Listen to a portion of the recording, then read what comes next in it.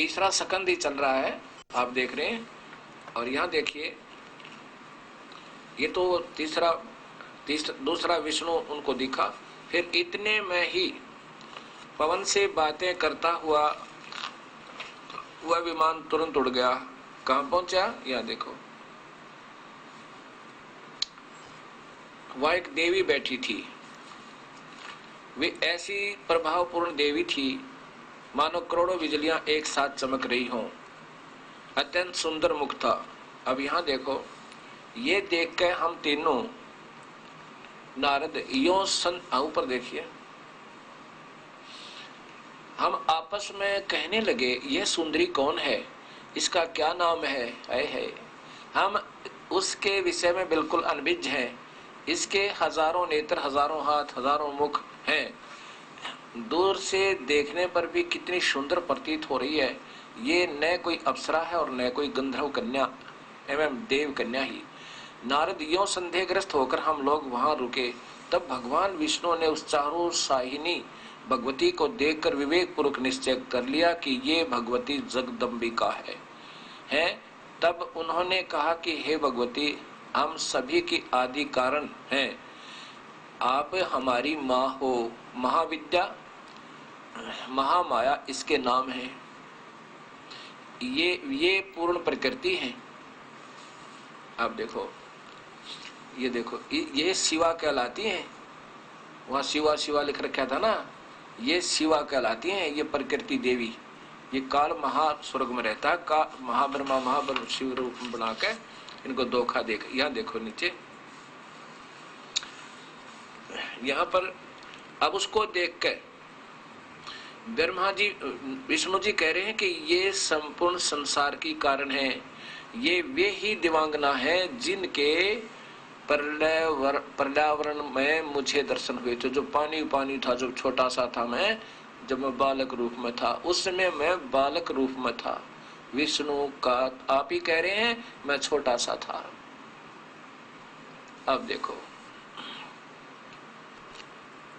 अब समझो भक्तात्माओं और साथ में ये संत जन भी, जो इन्हीं शास्त्रों को सत्य मानते हुए इनके विरुद्ध मार्गदर्शन कर रहे हैं, उन्होंने भी स्वयं विचार करना चाहिए और तुरंत छोड़ देना चाहिए इस काल की गलत साधना को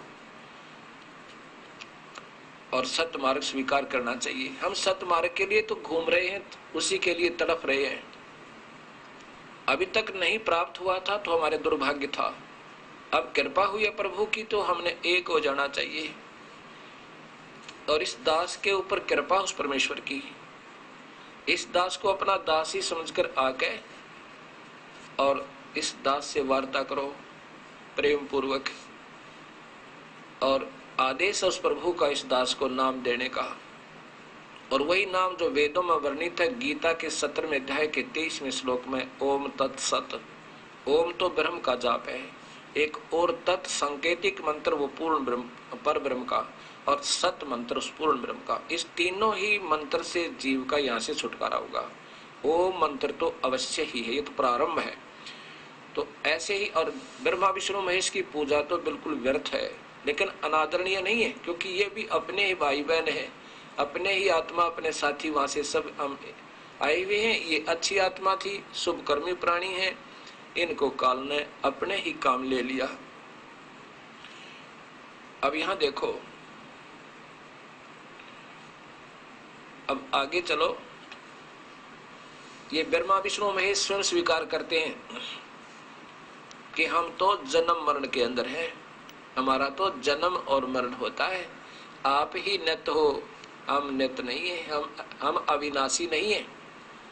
जैसा कि सुधांशु जी ईश्वरलोकीय एक ब्रह्मांडीय विभागीय मंत्री यानी एक तमोगुण भगवान को, और मृत्युंजय यानी जिसने मृत्यु पर विजय पाली, अविनाशी और ना जाने सृष्टि रचनहार के उपमा दे रखी। एक प्रांत के, एक स्टेट के विभागीय मंत्री को, और कोई उसको बतावे ये मुख्यमंत्री है, ये प्रधानमंत्री है, ये राष्ट्रपति है, तो उस नादान को कुछ भी ज्ञान नहीं, फिर वो लाभ के दिवाएगा। अब सोचना पड़ेगा। अब यहां आप देखिएगा, अब क्या कह रहे हैं भगवान विष्णु। मां के पास पहुंच गए, नमस्कार किया और फिर सब कुछ जान लिया। उसके नाखून में जब देखा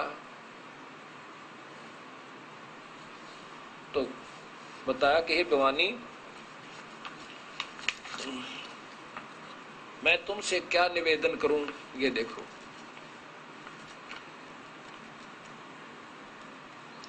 विष्णु जी कह रहे हैं कि हे भवानी, मैं आपसे क्या निवेदन करूं, आप तो जान ही जान हैं। भवानी, जो उचित हो वही करो, तुम्हारी इच्छा के अनुकूल ही कार्य होना चाहिए। ब्रह्मा सृष्टि करते हैं, विष्णु पालन करते हैं और रुद्र संहार करते हैं, पर जब तुम्हारी इच्छा से हम में शक्ति उत्पन्न होती है तभी हम इस कार्य के संपादन के अधिकारी होते हैं। और इनको सर्वशक्तिमान न जाने के उपमा दे रखी। गिरिजा नंदिनी, तुम सबकी माता हो, जगत का पालन करना और उसे टिकाए रखना तुम्हारा स्वाभाविक कार्य है, क्योंकि ये तो सर्व तीन लोक की अधीश्वरी है। अब यहाँ क्या बताते हैं, ये सारा संसार तुम्ही से उदासित हो रहा है, उद्भासित हो रहा है। मैं, विष्णु जी करें, मैं ब्रह्मा और शंकर, त्रिलोकीय शंकर, हम सभी तुम्हारी कृपा से विद्यमान हैं। हमारा आविर्भाव और तिरोभाव हुआ करता है। हम तो जन्म मरण में है माता, हम अविनाशी नहीं है। और ये सुधांशु जी कहीं तो मृत्युंजय है, मृत्युंजय उत्तरेगी। बताओ, पीतल को कोई सोना बता रहा है, वो कितना पारखू होगा। हमारा आविर्भाव माने जन्म, उत्पत्ति और तिरोभाव माने मृत्यु हुआ करता है। केवल तुम ही नित्य हो, जगत जननी हो, प्रकृति और सनातनी देवी हो। आगे देखो, विष्णु शंकर जी वो स्वयं स्वीकार कर रहे हैं, जो जिनको अजन्मा बता रहे हैं, सर्वशक्तिमान मृत्युंजय बताया, तेरी मृत्यु नहीं होती। शंकर भगवान शंकर बोले, देवी, यदि महाभाग विष्णु तुम ही से प्रकट हुए हैं तो उनके बाद उत्पन्न होने वाले ब्रह्मा भी तुम्हारे बालक हुए है। फिर मैं तमोगुणी लीला करने वाला शंकर भी तुम्हारी संतान हुआ, अर्थात मुझे भी उत्पन्न करने वाली तुम ही हो। बताओ, शंकर जी स्वयं स्वीकार कर रहे हैं कि तुम हमारी माँ है, हम तुमसे पैदा हुए। आगे देखना, इसी में तीनों गुण, यही रजगुण ब्रह्मा, सदगुण विष्णु, तमगुण शिव जी बताते हैं। इसी में तीसरे स्कंद में ही देखिए, ये स्वयं स्वीकार कर रहे हैं कि उन्हीं तीनों गुणों से उत्पन्न हम ब्रह्मा, विष्णु एवं शंकर नियमानुसार कार्य में तत्पर रहते हैं। हम ये तीनों देवता तो जगत का कार्य संभाले रहते हैं। करते कराती तो तुम ही हो दोनों जने। मैं, ब्रह्मा और विष्णु विमान पर चढ़कर जा रहे थे, हमने रास्ते में बहुत कुछ दिखाई दिए। अब यहाँ देखना, ये तीनों गुण है, रजगुण ब्रह्मा, सदगुण विष्णु, तमगुण शिव जी, ये स्वयं स्वीकार कर रहे हैं। अब आपको देवी भागवत महापुराण संस्कृत से ही दिखाएंगे, क्योंकि ये बहुत ज्यादा अंधेरा है और 100 बार सुनोगे जब जाकर हृदय स्वीकार करेगा और ये गलत ज्ञान उतरेगा। देवी भागवतम भाषा सटीकम, ये, और इनके लेखक हैं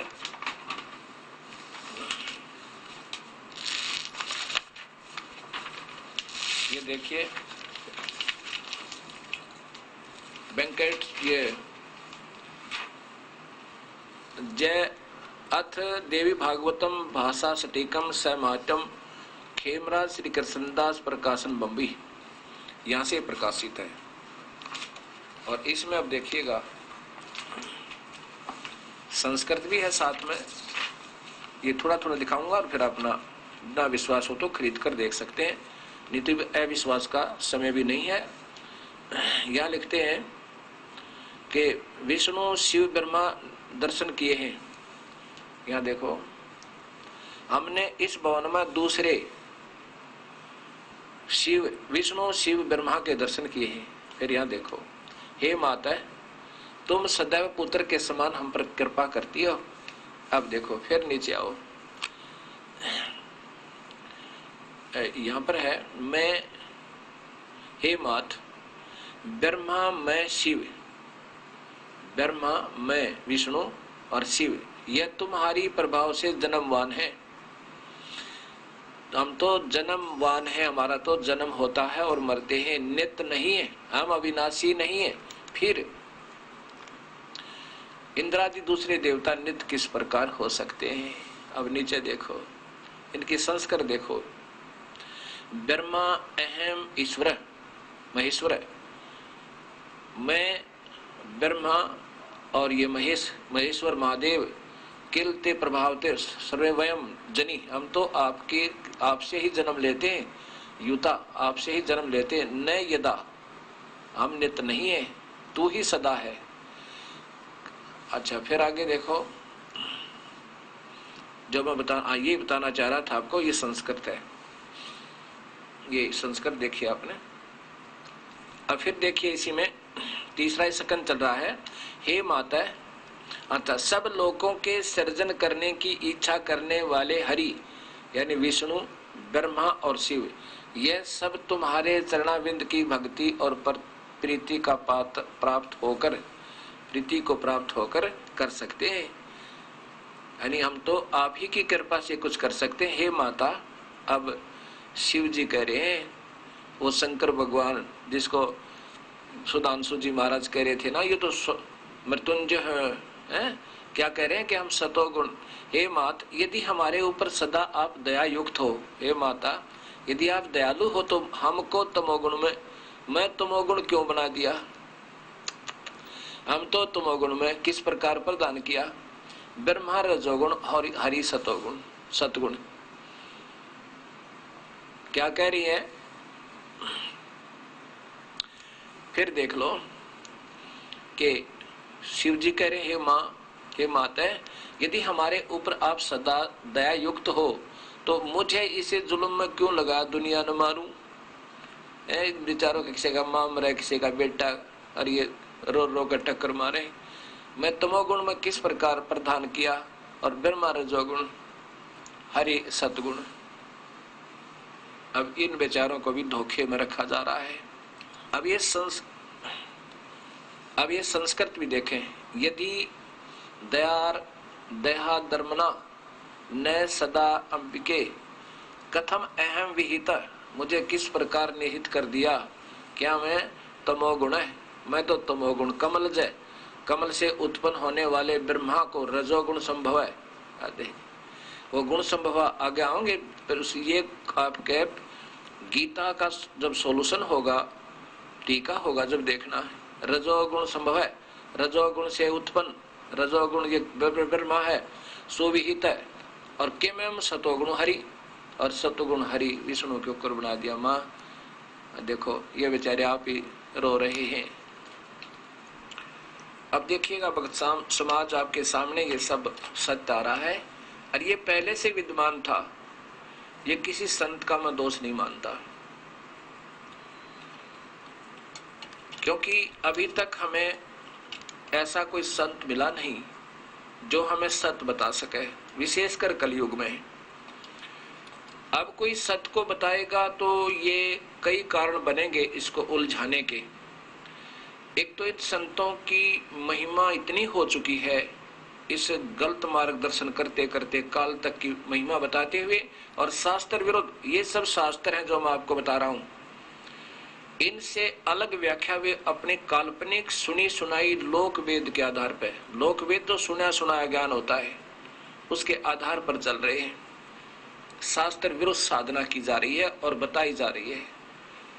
नाम लेते हैं गीता जी का मर्मज्ञ ज्ञाता, और गीता जी में एक शब्द भी नहीं बताते उसमें क्या लिखा है। और इन देवी भागवत महापुराण, शिव महापुराण की महिमा गाते हैं, उसमें वास्तविकता क्या है ये किसी के सामने नहीं आ पाई। जितनी महिमा ब्रह्मा विष्णु महेश इस विभागीय मंत्रियों में है, इन तीन लोक के विभागीय प्रभुओं में है, इतनी तो है जितने संतजन बताते रहे। लेकिन अज्ञानतावश इनको अजर अमर बता रहे हैं, इनके कोई माता पिता नहीं थे, इसलिए पता लगा कि उनके पास भक्ति मार्ग -0 है, एक अंश भी नहीं है, जो एक पीतल को सोना बता रहे हैं। अब आपको थोड़ा सा भ्रम और हटाता हूं। ये योग वशिष्ठ, इसमें आप देखिए शिव जी, क्योंकि श्री राम,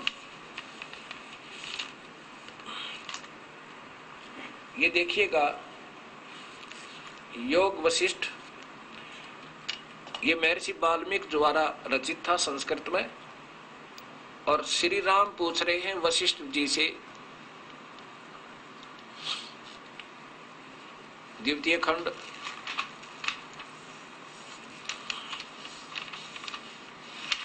महर्षि श्री परमात्माय नमः, महर्षि वाल्मीकि जी कृचित संपूर्ण योग विशिष्ट महारामायण भाषा सचित्र द्वितीय खंड और पूर्वार्ध व उत्तरार्ध। इसके संपादक हैं अनेक धार्मिक ग्रंथों के रचयिता श्री गिरधर जी। काशी पुस्तकालय इंडस्ट्रियल एरिया मथुरा से प्रकाशित है। योग वशिष्ठ से पूर्व एक बार फिर, क्योंकि भक्तजनों को भूल पड़ गई होगी ना, पीछे मैंने प्रारंभ में दिखाया था इस महात्मा जी का ये वेद सरिता, और वेद का अंश भी नहीं इसमें। परम पूज्य सुधांशु जी महाराज, ये देखो पूरा चित्र देखो, पूरी पुस्तक का पूरा पृष्ठ देखो। अब इसके अंदर मेरे क्या कह रहे हैं कि 183 पृष्ठ है ये इनका। सुदासु जी कह रहे हैं कि शिव ही मृत्युंजय है। वो कौन सा शिव? वो शिव त्रिलोकी है, जो स्वयं कहते हैं हम तो नाशवान हैं। ये शिव जी। इसके बारे में क्या बता रहे हैं? भगवान शंकर मंगल दाता, कल्याण स्पर्द, सौभाग्य को देने वाले आशुतोष शीघ्र ही प्रसन्न हो जाएं। भगवान शंकर ने अपने माथे पर चंद्र को धारण किए हुए किया है, प्रतीक है शीतलता का। भगवान शंकर ने गले में सर्प को डाला है, सर्पों की माला डाली है, अर्थात ये वही भगवान है, 3 लोक के विभागीय मंत्री। और ये क्या कहते हैं कि जिन्होंने अमृत पिया था सबके देव, वो सबके देव कहलाए, लेकिन भगवान शंकर ने विष पिया था, वह देव नहीं महादेव कहलाए। ये अटकलबाजी इनकी, एक लतीफेदार बातें बना के, क्यों पढ़े लिखे अच्छे हैं और बोलने की शैली ठीक है, ऐसे लोगों को एक्टरों हीरो की तरह अपने पीछे लगा रहे हैं। ज्ञान ABC भी नहीं भक्ति का। श्री राम को वशिष्ठ जी कह रहे हैं कि मैंने जो भगवान शिव से, त्रिलोकीय शिव से जो पूछा था भक्ति मार्ग, उस परमात्मा का, वो मैं तुझे बता रहा हूं। और इसमें जब मैंने भगवान शिव से पूछा तो उन्होंने क्या बताया था, यही योग विशिष्ट।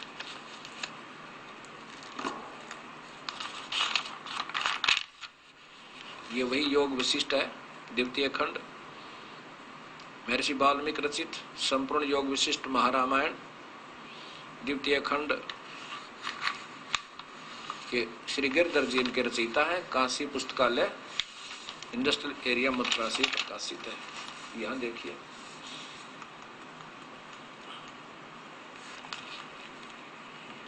परम शिव परमात्मा ने अनंत शक्तियां और परमात्मा है जो सदा शिव। श्री महादेव ने कहा मेरे से, उस समस्त जगत सता स्वरूप मणि को पिटारी परम चेतन सर्वेश्वर परमात्मा में उनकी शक्तियां प्रत्यक्ष आविर्भूत होती हैं, रहती हैं। अब यहाँ देखो, वशिष्ठ जी ने पूछा, जगत के स्वामिन, इन सदा शिव की कौन सी शक्तियां हैं, वे किस तरह रहती हैं? महादेव जी बता रहे हैं। श्री महादेव ने कहा, ये महादेव त्रिलोकाला, कहा कि उत्तम व्रत पालन करने वाले सोम उस निराकार सर्वोत्तमक, सर्वात्मक, अप्रमेय, प्रशांत, परम शांत, सच्चिदानंद सदाशिव परमात्मा की ये अपने पिता की बात बता रहा है। जिनको आप नहीं मालूम वो इनको भी नहीं मिला अभी तक, ये यहाँ तक बता रहे, यानी उस परमात्मा की। परमात्मा कोई और है, उस व्यक्त से कोई और अव्यक्त, ये आपको गीता बताओगी 8वें अध्याय में। अच्छा अब देखना, उस परमात्मा की कह रहे हैं महादेव जी, कहते हैं सर्वे, ये महादेव जी कह रहे हैं कि मेरे से उस परमात्म देव के पूजने के जितने कर्म हैं उन सब से पहले दयाभिमान प्रयत्न पूर्वक छोड़ देना चाहिए। अब ये बातें हैं, वो ये सिद्ध करना चाहता हूं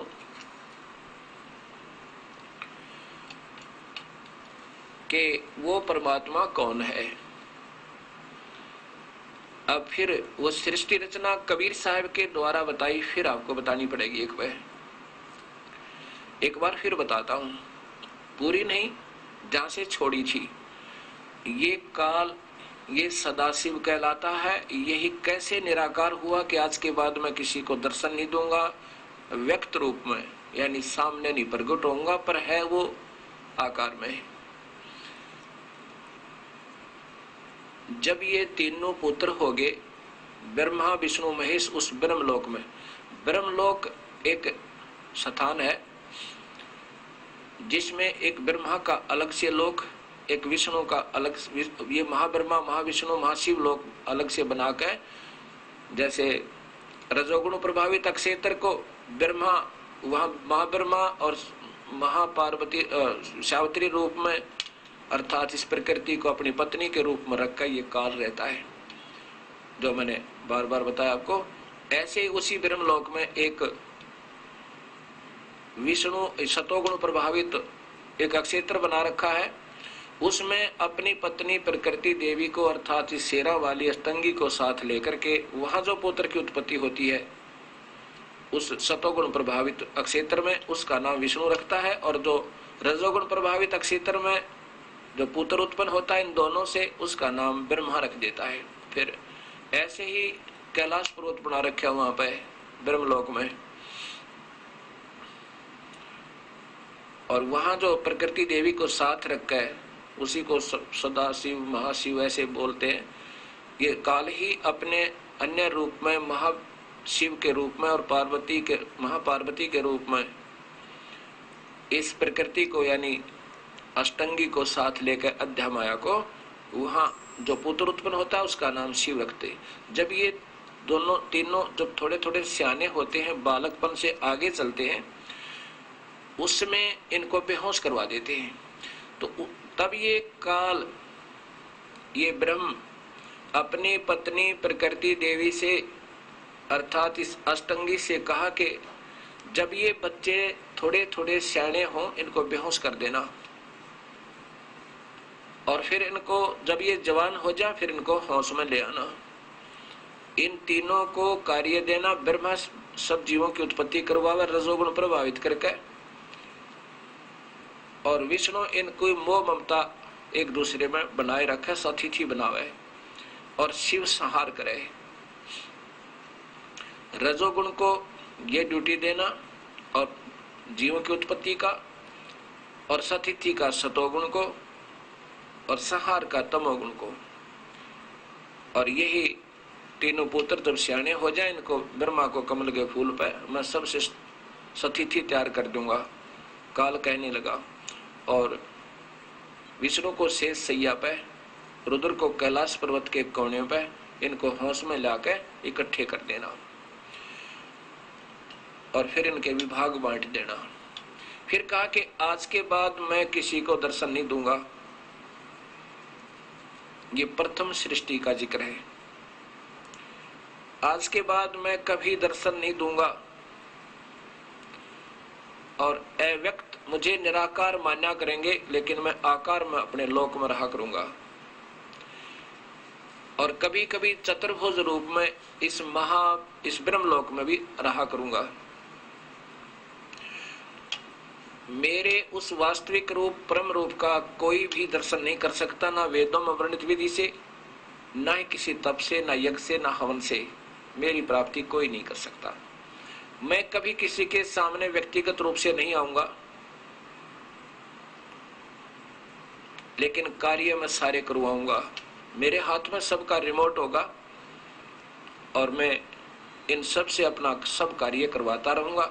तब प्रकृति देवी ने, शेरावाड़ी ने कहा था आद्या माया ने कि निरंजन, मैं अकेली औरत कैसे इस 20 ब्रह्मांड को चलाऊंगी तेरे को। तब इस काल ने कहा था तू चिंता ना करे, ये सब कार्य मैं करता रहूंगा, पर मैं सामने नहीं आऊं किसी के अंदर प्रवेश करके, किसी को गुप्त प्रेरणा देकर, कभी आकाशवाणी करके। मैं कभी किसी के सामने व्यक्तिगत रूप से नहीं आऊंगा, लेकिन कार्य मैं सारे करवाऊंगा। मेरे हाथ में सबका रिमोट होगा और मैं इन सब से अपना सब कार्य करवाता रहूंगा। तब प्रकृति देवी ने, शेरावाड़ी ने कहा था आद्या माया ने कि निरंजन, मैं अकेली औरत कैसे इस 20 ब्रह्मांड को चलाऊंगी तेरे को। तब इस काल ने कहा था तू चिंता ना करे, ये सब कार्य मैं करता रहूंगा, पर मैं सामने नहीं आऊं किसी के अंदर प्रवेश करके, किसी को गुप्त प्रेरणा देकर, कभी आकाशवाणी करके। मैं तेरा सहयोग देता रहूंगा। अब आपने ये सारी आंखों देख ली, आपके सामने वो अव्यक्त हो गया। फिर कहा कि जब ये सियाने हो जाए इनको होश में लाना, फिर इनके ब्याह कर देना। तीनों का ब्याह कर दिया। ये भी देवी भागवत महापुराण में प्रत्यक्ष प्रमाण है, पहले भी कई बार दिखा चुका हूं। अब मैं आपको आगे वैसे ही बता रहा हूं, मौखिक बताऊंगा। ब्रह्मा को अपने, फिर इनको सागर मंथन पर भेजा। सबसे पहले वेद निकले, वेद ब्रह्मा ने पढ़े। अब पहले ये माता से ये ब्रह्मा विष्णु महेश पूछने लगे कि माँ हमारा पिता कौन है। तब ये कहने लगी कोई तुम्हारा पिता नहीं, कोई तुम्हारा बाप नहीं, माँ नहीं, मैं ही तुम्हारी माँ, मैं ही तुम्हारा पिता हूं। जब वेद निकले सागर मंथन में, वेदों में पाया कि कोई परमात्मा और है। वेदों में पूर्ण परमात्मा की पूर्ण महिमा है और जाप केवल ब्रह्म का दिया हुआ ओम नाम। तो इन ऋषि लोगों ने वेदों को पढ़ा और उसमें लिखा है कि पूर्ण परमात्मा कोई और है, उसका कबीर नाम है और वो सतलोक में रहता, वही पाप काटने वाला सर्वशक्तिमान अमित औजा, जिसकी शक्ति का कोई वार पार नहीं। उसकी पूजा करने से ये जीव जन्म मरण रहित हो जाता है। वो सतलोक में रहता है, वो आकार में है, मनुष्य जैसा है।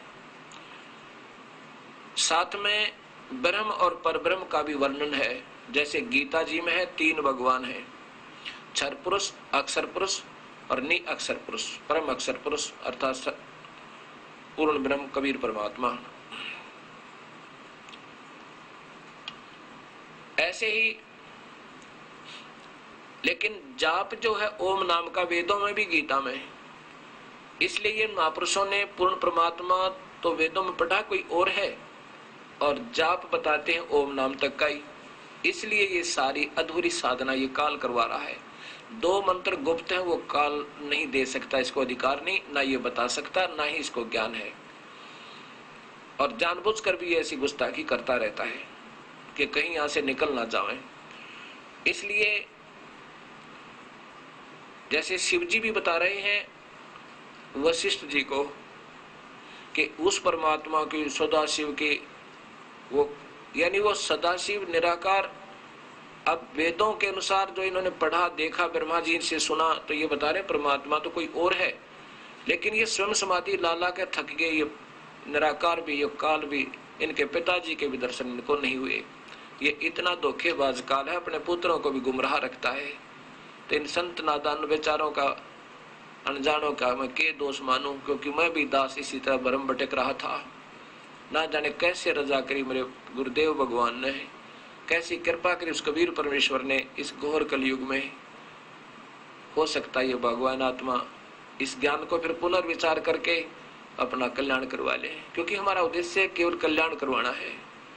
हमने यहाँ पर बड़ा छोटा नहीं बनना, या कोई बड़ा नहीं कोई छोटा नहीं, वही बड़ा है जो सतमार्ग पकड़ के यहाँ से पीछा छुटवा गया तो बड़ा है, नहीं तो आज चाहे कितना महिमावान है और गलत भक्ति कर रहा है और करा रहा है तो दोषी होगा और घोर नरक में पड़ेगा। शास्त्र विरुद्ध साधना ये महापाप का कारण, करना और करवाना, ये गीता प्रमाण देगी। उसके बाद ब्रह्मा ने जब वेद पढ़े तो पाया कि परमात्मा कोई और है। माँ से पूछा कि माँ आप तो कहा करती कि परमात्मा कोई नहीं, इसमें लिखा कि प्रभु कोई और है जो सारी सृष्टि का रचनहार है और उसको ध्यान से ढूंढा जा सकता। जैसे शिव जी बता रहे थे वशिष्ठ मुनि को कि उसका मुख्य ध्यान ही है। इन्होंने बस मेडिटेशन तक पढ़ा है, लेकिन ध्यान तो एक यज्ञ है और यज्ञ से प्रभु प्राप्ति नहीं हो सकती। ओम नाम के जाप से प्रभु प्राप्ति नहीं हो सकती।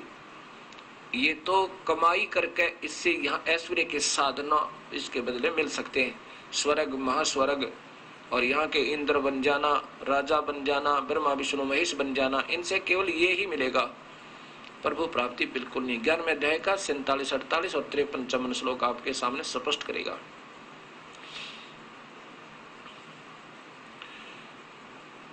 तो वेदों में पढ़ा कि ध्यान यज्ञ करने और ओम नाम के जापते का मंत्र बता रखा है, शायद प्रभु मिलता होगा। ऐसे ही ये ब्रह्म, जैसे शिव जी बता रहे थे कि उसका मुख्य ध्यान ही है उसका, उस परमात्मा को पाने का। अब ध्यान लगा लगा शिव जी ने 88,000 वर्ष साधना की, परमात्मा नहीं मिला, एक प्रकाश दिखा और उसी को प्रकाश मान लिया, प्रभु का वही रूप मान लिया कि वो निराकार है, दिखता नहीं, ज्योतमय है, प्रकाश में है। यहाँ जाकर सबने अपने लेखनी बंद कर दी और वर्णन बंद कर दिए। लेकिन वो कैसा है, कौन है, वो तो स्वयं ही बताता है कि कबीर परमेश्वर के मैं हूँ वो परमात्मा जो सारी सृष्टि का रचनहार। और उसके पाने के तरीके ये 3 मंत्र हैं। ओम तो है ही, क्योंकि ओम से तो हमने यहाँ का ऋण उतारना है। ओम जाप की कमाई जरूर करनी पड़ेगी। ये इस काल की कमाई काल में ही छोड़ देंगे। जैसे 18वें अध्याय के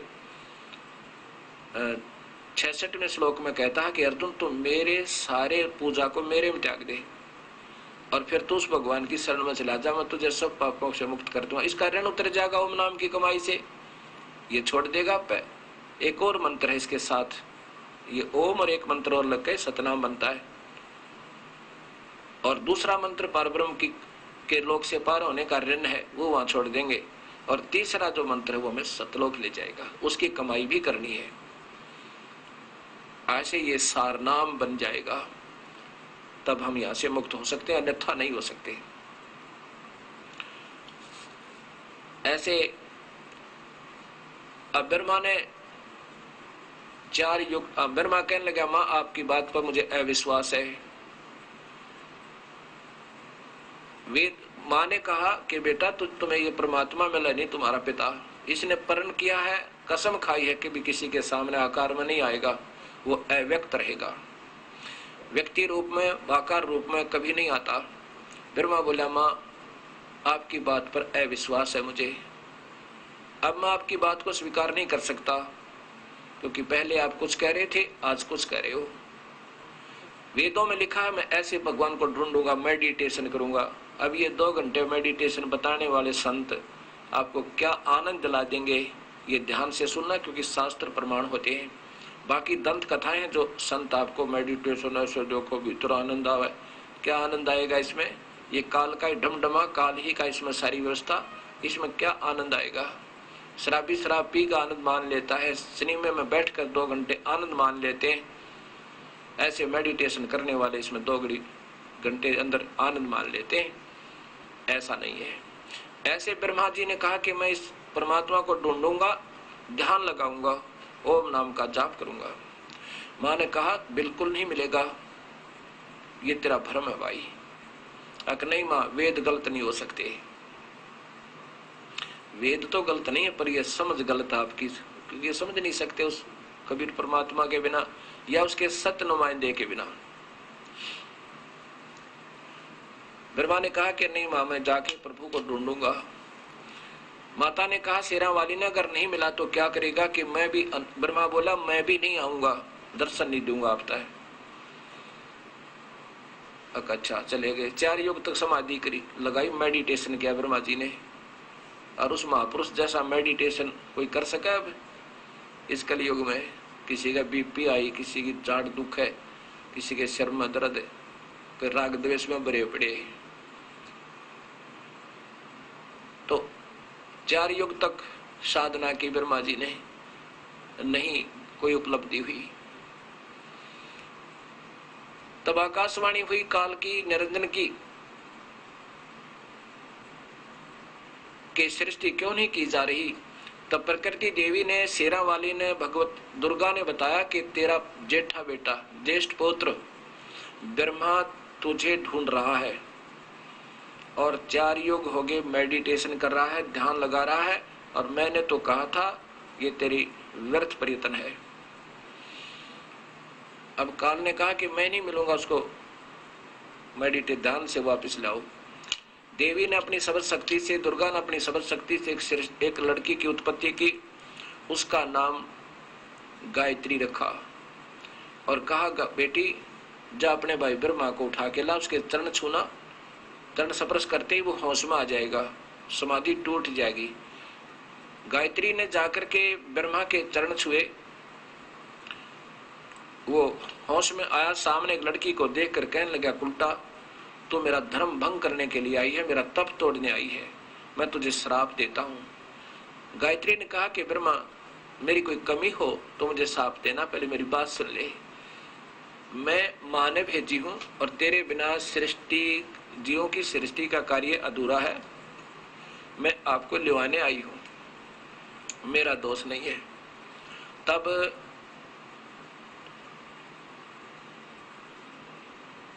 ब्रह्मा बोला कि गायत्री मत चल तो पढ़ो, पर माँ के सामने मुझे शर्म लगे।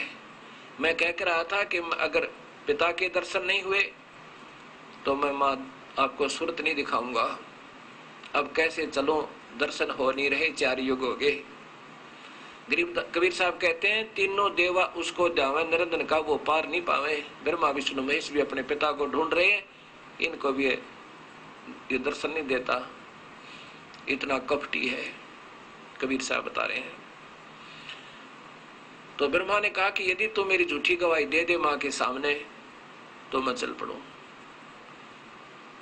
तो गायत्री ने एक शर्त रखी जो यहां बताने योग्य नहीं है, ये आप पढ़ सकते हो।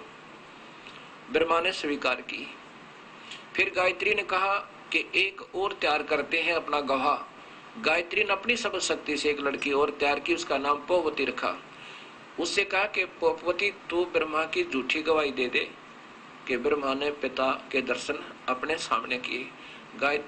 पोपवती ने कहा कि मैं क्यों झूठी गवाही दूं।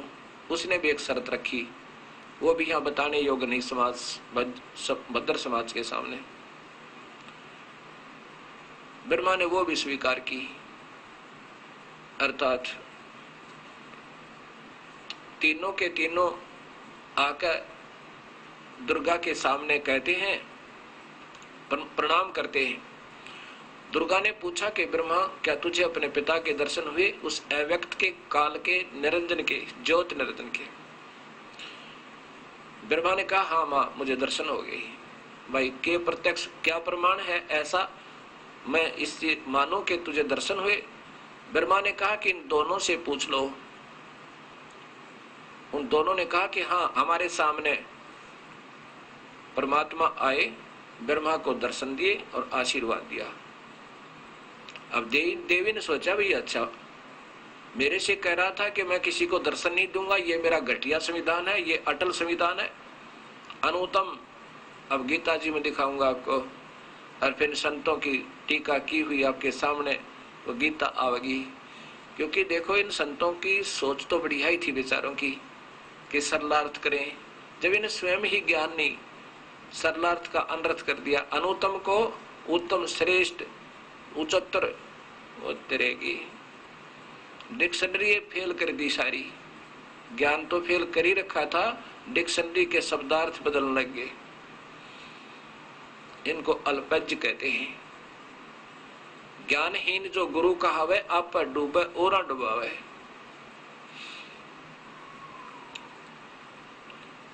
तब वो अक्षुब्ध होकर, नाराज होकर प्रकृति अर्थात दुर्गा एकांत स्थान में बैठी और कहने लगी निरंजन तू तो बहुत झूठा, मेरे से कह रहा था कि मैंने तो किसी को दर्शन देने नहीं, ये मेरा घटिया अनुतम अवम अनुतम अटल अनुतम घटिया संविधान है कि मैं कभी किसी के सामने व्यक्त रूप में नहीं आता। गीता जी के 7वें अध्याय का और 24-25वां श्लोक, 7वें अध्याय का भी दिखाऊंगा आपको। ये मेरा घटिया नियम है, मैं कभी किसी के सामने व्यक्तिगत रूप से नहीं आता। ये तीनों वो बोली तो ऊपर तो कहने लगी कि संभाल अपने डमडमे ने, तो झूठा है। आकाशवाणी ज्योत निरंजन की हुई कि तीनों झूठ बोल रहे हैं, मैंने कोई दर्शन नहीं दिया इनको। तब वो माई दुर्गा उठी और गुस्से में आकर कहने लगी, रे निकम्मे तुम झूठ बोलते हो, आकाशवाणी हुई है प्रभु की कि उसने कोई दर्शन नहीं दिया तुम्हें। फिर वह तीनों हंसने लगे। ब्रह्मा कहने लगा, माँ मुझे शर्म आई आपके सामने आने में, क्योंकि मैं कहकर गया था कि पिता के दर्शन हुए तो आऊंगा, अन्यथा नहीं आऊंगा, और पिता के दर्शन में हुए नहीं। मुझे शर्म आवत थी आपके सामने आने में, इसलिए हमने तीनों ने झूठ बोल दी। तब श्राप दे दिया देवी ने ब्रह्मा को कि तेरी पूजा जग में नहीं होगी, और जिसने 4 बातें सीख ली वह तेरे जैसे पाखंडी होंगे, सत्य नहीं बताओगे। संत बनेंगे, गुरु बनेंगे पर सत्य समाज को नहीं बता सकते, क्योंकि वो स्वयं ही अधूरे होंगे। क्योंकि ब्रह्मा शास्त्रों का ज्ञाता और जगत गुरु यानी यहाँ के 3 लोक के महाज्ञानियों में माना जाता है, सबको ज्ञान देने वाला। गायत्री को श्राप दे दिया कि तो गाय बनेगी और तेरे सांड पति होंगे कोई कोई। पोपोती को श्राप दे दिया कि तू गंदी जड़ी बूटी, गंदगी में पैदा होने वाली जड़ी बूटी बनेगी। जब प्रकृति देवी ने तीनों को श्राप दे दिया तो आकाशवाणी निरंजन ज्योत निरंजन की हुई कि दुर्गा तने अच्छा नहीं किया। तू कौन होती है इनको श्राप देने वाली? अब मैं तुझे श्राप देता हूं कि तू द्वापर युग में द्रौपदी बनेगी, तेरे 5 कसम होंगे, तेरे 5 पति होंगे। अब प्रकृति कहने लगी और दुर्गा कहने लगी कि निरंजन तेरे वश पड़ी हूं, मैंने अपने पैर पे आप कवाड़ा मार के तेरे साथ आ गई, अब मेरा कहीं ठिकाना नहीं, कैसे भी नाच नचा ले ऐसे नचना होगा। मैं अपने पिता ने छोड़ आई। अब एक तरफ तो आप कह रहे हो सृष्टि को संभालो, इन बच्चों ने गलती की तो थोड़ी सजा दे दी, तो आप इसके विपरीत मुझे सजा दे रहे हो। ठीक है, कर ले जो तूने करना है। फिर ये प्रकृति देवी दुर्गा, भवानी, अष्टंगी विष्णु जी के पास की, क्योंकि इन तीनों को फिर लाके अपने अपने लोक में छोड़ दिया। ब्रह्मा को यहाँ ब्रह्मा लोक में, एक ब्रह्मांड में जो आपको मैंने दिखाई थी, विष्णु को विष्णु लोक में, शिव को शिव लोक में। अब विष्णु लोक में जाकर के ब्रह्मा विष्णु से कहा कि पुत्र आप भी ढूंढ लो अपने पिता को। विष्णु जी अपने पिता निरंजन ज्योति निरंजन काल की तलाश में वहां से चल पड़े। कहां पहुंच गए? शेष नाग के लोक में। और जब शेष नाग की बाउंड्री में, ज्यूरिडिक्शन में ये विष्णु जी प्रवेश कर गए, जब शेष नाग जी ने सोचा कि तेरी ज्यूरिडिक्शन में, तेरी सीमा में बिना पूछे ये बेधड़क निश्चिंत कौन आ रहा है, इसने जरा भी तेरा खौफ नहीं, तेरा भय नहीं, उसको सावधान करने के लिए और डराने के लिए अपनी 1000 फनों से फुंकारा छोड़ दिया जहर का। जैसे धुंध होती है, विष्णु जी के चारों तरफ ऐसे धुंध सी होगी और काला काला शरीर हो गया, श्याम शरीर हो गया, जैसे स्प्रे पेंट हो जाता है। विष्णु जी ने सोचा कि देख इस नादान कीड़े ने, इस सर्प ने मेरे साथ क्या बदसलूक किया, मैंने कुछ कहा नहीं इसको। आगंतुक के साथ ऐसा जुल्म करते हैं क्या? इसको ज्यादा अभिमान हो गया है अपने 1000 फुन का। सोचा कि मन में सोचा ही था कि ले इसको खत्म कर देता हूं, अभी ठीक करता हूं। तब आकाशवाणी हुई ज्योत स्वरूपी निरंजन काल भगवान की कि विष्णु अब इसको कुछ मत कहना, शेष नाग को, तुम ऐसे ही लड़ लड़ के मरते रहे तो सृष्टि कैसे प्रारंभ होगी। अब इसको कुछ मत कहना, द्वापर युग में तू कृष्ण बनकर जाओगा, आप श्री कृष्ण बनकर जाओगे और ये काली दय में इसी शेष नाग का अवतार वह कालिया नाग होगा, उस समय तो इसका बदला ले लेना। अब जाकर अपनी माता को दुर्गा को स्पष्ट बता दे कि मुझे नहीं मिले परमात्मा, मैं किसी को दर्शन नहीं देता और ना ही दूंगा, चाहे कितनी देर कितना कुछ कर लेना। और तेरी भलाई है कि वापस जाकर सत्य बता देना, नहीं तो तेरा भी हाल ब्रह्मा जैसा हो जाएगा। विष्णु समझदार थे, सतोगुणी है, वापस आ गए। माई ने पूछा कि पुत्र आपके पिता मिले? विष्णु जी ने कहा नहीं माँ, मुझे नहीं मिले। इस बात पर माँ प्रसन्न हुई और सीने से लगा लिया सतोगुण प्रभावी सतोगुण विष्णु जी को, कहा कि बेटा तू बड़ा सतवादी होगा और तेरे को ये सृष्टि रचने का यानी ना सृष्टि पालन कर्ता का स्थिति रखने का विभाग देती हूँ। फिर गई शिव जी के पास, इस त्रिलोकीय महादेव के पास। शिव जी से कहा कि पुत्र तेरे दो भाइयों को तो पिताजी मिले नहीं, अब आप भी कोशिश कर लो अपने पिताजी की, कहीं फिर बाद में समाधि लगाकर बैठ जाओ, सृष्टि कर्म अधूरा रह जा।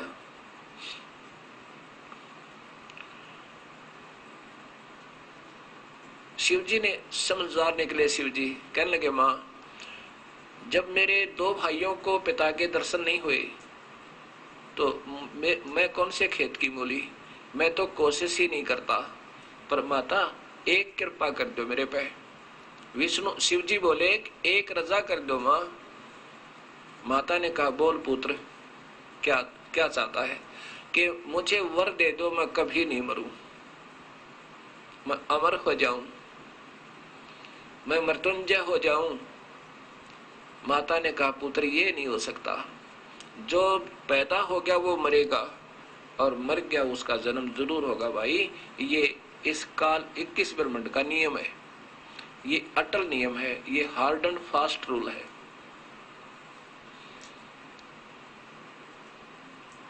हाँ तुझे एक विधि बता दूंगी, तेरी बहुत लंबी आयु हो जाएगी। तब शिव ने कहा यही कृपा कर दो माँ।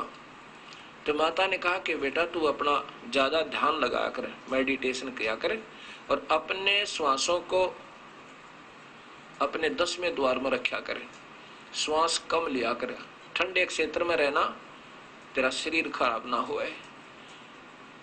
ऐसे ऐसे आप देखते हो भगवान शिव ज्यादातर ध्यान में ही रहते हैं। ब्रह्मा की आयु 100 वर्ष, विष्णु जी की आयु 700 वर्ष, शिव जी की आयु 4900 वर्ष। ब्रह्मा का एक दिन 1000 चतुर्युग का और 1000 चतुर्युग की रात है। 2000 चतुर्युग का दिन रात ब्रह्मा का, 60,000 चतुर्युग का एक महीना ब्रह्मा का और 7,20,000 चतुर्युग का एक वर्ष ब्रह्मा जी का। इसको 100 तो गुणा कर दो, 7 करोड़ 20 लाख चतुर्युग ये ब्रह्मा जी की आयु होए। और इसको 7 से गुणा कर दे विष्णु की, और विष्णु जी की को 7 से गुणा कर दे तो शिव की। इतनी लंबी आयु है इनकी, लेकिन फिर भी मृत्यु है। कबीर साहब कहते हैं, गरीबदास जी कहते हैं, कबीर साहब की प्यारी आत्मा जो आंखों देखे सारे इस विवरण का सतगुरु कबीर साहब के सत्य ज्ञान के आधार पर कहते हैं, इतनी उम्र बुलंद मरेगा अंतरे, इतनी उम्र बुलंद मरेगा अंतरे, और सतगुर लगे ना कान ना बैठे संतरे। कोई संत नहीं मिला जो इस बीमारी ने काटा सत्य ज्ञान बतावे। गीता जी के 4थे अध्याय का 33 और 34वां श्लोक बिल्कुल स्पष्ट करता है। ये काल भगवान बोल रहा है गीता जी को और कृष्ण जी के शरीर में प्रवेश करके। उसमें कहता है कि अर्जुन इस द्रव्य में यज्ञ, ध्यान यज्ञ, ज्ञान यज्ञ में सारे ही कर्म समाप्त हो जाते हैं। उत्तम है, बहुत उत्तम है, क्योंकि ज्ञान में सभी कर्म समाप्त हो जाते हैं। कैसे? अब कोई कुछ पूजा कर रहा है, कोई आरती उतारे गणेश जी की, कोई फलाने जी की, कोई मंदिर में कोई कितना, कोई उस भगवान को सर्वश्रेष्ठ वो कहा, वो भगवान अविनाशी। जब तक सही ज्ञान नहीं होता इतने ये भ्रमणा भटकना बड़ी रहती है। द्रव्य यज्ञ होती है जैसे भंडारा करना, हवन करना, इनसे कहते हैं ज्ञान यज्ञ उत्तम है। जब सही ज्ञान होगा तभी तुम भक्ति कर सके, कैसे भगवान पावे, कौन परमात्मा है, उसकी क्या विधि है। यही नहीं है तो वैसे ही फिर वो तो भ्रमणा भटकना होती है। तो ज्ञान से तेरे सारे कर्म समाप्त हो जाएंगे और सही भक्ति प्रारंभ होगी। इसलिए ज्ञान यज्ञ सबसे उत्तम है। वो कौन सा ज्ञान? एक तो ज्ञान भगवान कृष्ण के रूप शरीर में ब्रह्म काल दे रहे हैं, गीता जी का वेदों अनुसार वो तो दे ही रहे हैं। अब कह रहे हैं कि इस मैं जो ज्ञान दे रहा हूं वो तो ब्रह्म तक का दे रहे हैं, ओम नाम का जाप जप यज्ञ करे और ऐसे रहनी रहे, ऐसे करनी करे, लेकिन जन्म मरण नहीं मिटेगा, स्थाई स्थान नहीं मिलेगा, पूर्ण शांति नहीं होगी, अर्थात तेरे मेरे बहुत जन्म हो गए। इसी चौथे अध्याय का 5वां श्लोक बताता है। ये तो ज्ञान भगवान दे ही रहे थे, फिर कह रहे हैं कि इस ज्ञान से जो मैं दे रहा हूं इससे अलग कोई ज्ञान देने वाला संत ढूंढ ले। जो मैं तुझे बता रहा हूं उससे न्यारा उस परमात्मा के पाने का, उसका सच्चा ज्ञान बताने वाला वो संत ढूंढ ले। उन तत्वदर्शी संतों को ढूंढ जो इस सतमार्ग के जानने वाले, उनको दंडवत प्रणाम करो। गीता जी के अध्याय नंबर 4 का श्लोक नंबर 34।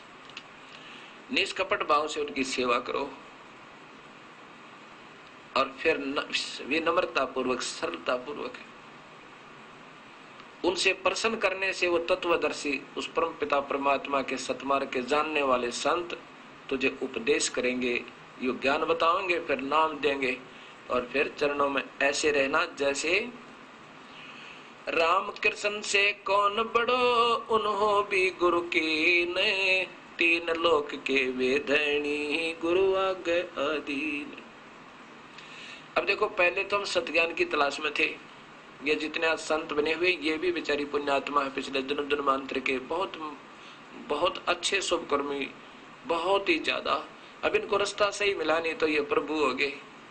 अब ये उस प्रभुता छोड़ नहीं सकते, चाहे गधे बेशक बन जावे, या कुदरती बातों से प्रभुता नहीं छूट सकती और सब कुछ छोड़ सकते। मान बढ़ाई ईर्षा दुर्लभ तजना, ये राज्य तजना सहज है और सहज त्रिया काले मान बढ़ाई ईर्षा। अब ईर्षा होगी इस दास के प्रति, किनको? जो बिल्कुल पाप के भाग्य होना जिन्होंने, और ये नहीं छूटा, मान बढ़ाई छूटे नहीं, क्यों? लाखों शेष हो गए। पता भी लग जाएगा कि तुम अधूरे, क्यों? शास्त्र विरुद्ध गीता बताती है कि वो ना इस जन्म में उनका कोई कर्म अच्छा बन रहा, ना भविष्य में। इसलिए अर्जुन तेरे लिए शास्त्री प्रमाण है। और शास्त्र विरुद्ध त्याग का जो साधना करता और करवाता है वो दोनों नरक के भागी है। लेकिन पुण्यात्मा भी हैं, सोचेंगी इसमें मान बढ़ाई नहीं, हम एक पिता की संतान है, हम काल के जाल में हैं, हमने यहाँ से पीछा छुटवा के इस मनुष्य शरीर का लाभ उठाना चाहिए। कौन बड़ा कौन छोटा, राम कृष्ण से कौन बड़ा, उन्हें भी गुरु कीन, और तीन लोग के वो भगवान वशिष्ठ मुनि का गए। श्री राम जी आधीन जैसे वो भगवान भी विनम्र रहे, और श्री कृष्ण जी दुर्वासा जी के सामने, क्योंकि दुर्वासा जी उनके गुरुदेव थे, ज्ञान के आध्यात्मिक गुरु। संदीपनी जी उनके ज्ञान गुरु थे, उन्होंने अक्सर ज्ञान कराया था। जो तीन लोग के महान आत्मा भी और ऐसे विनम्र हो सके। मैं तो अपनी बताता हूं, यदि आज मैं गुरु होता और लाखों शिष्यों को गुमराह कर रहा होता और मुझे ये ज्ञान मिल जाता, चरण दो संत के जाके और अनाउंस कर दो सबको, भाई हमारे पास कुछ नहीं है, और जाके अपना उपदेश ले लो, अपना कल्याण कराऊं और उनकी फांसी निकलवा दो काटते हैं। ठीक है, अनजान पड़े में ना जाने किस पे की गलती हो जाए। गलती तो नहीं कह सकते, क्योंकि ये तो भक्तात्मा संत आत्मा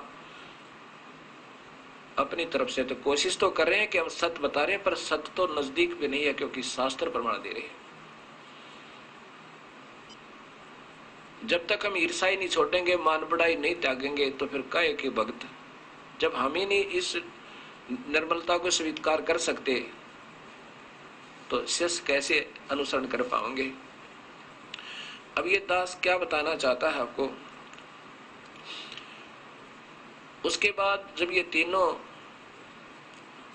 ने फैसला कर लिया कि अब कहा माने कि तुम मेरे से शादी करो और यहाँ की सृष्टि उत्पन्न करो, बच्चे पैदा करो मेरे से, तब ब्रह्मा विष्णु महेश कहने लगे माँ माता नार पुत्र की होई, ए जननी ये कहाँ अग्ध होई। ए माँ इस पाप नाम कहाँ धोवेंगे।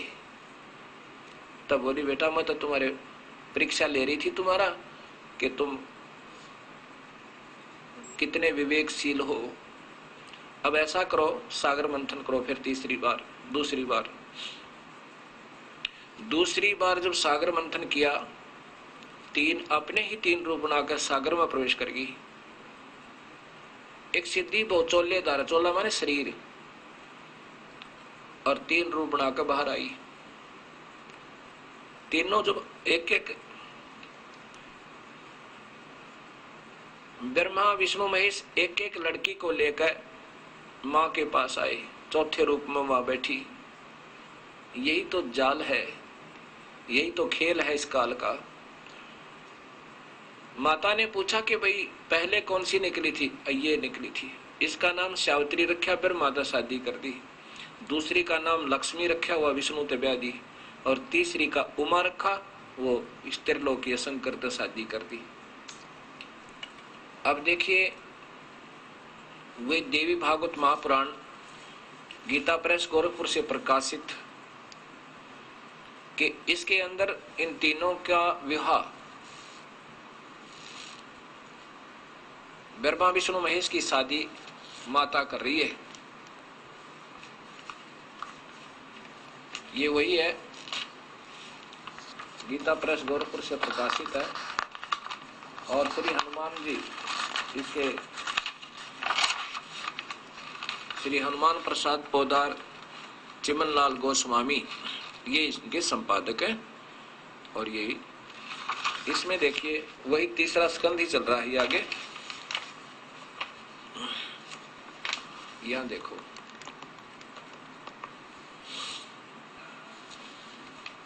भगवती जगदम्बा ने भगवान विष्णु से कहा, विष्णु मन को मधु मुग्ध करने वाली इस महालक्ष्मी को लेकर तुम भी पधारो। ये भी कुछ भी कहे, महालक्ष्मी कह दो चाहे कुछ भी, तो लेखक की अपनी लेख है। लक्ष्मी को लेकर तुम पहुंचो, ये सदा तुम्हारे वक्षस्थल में विराजमान रहेगी, तेरी छाती पर रहेगी। अब यहां देखो,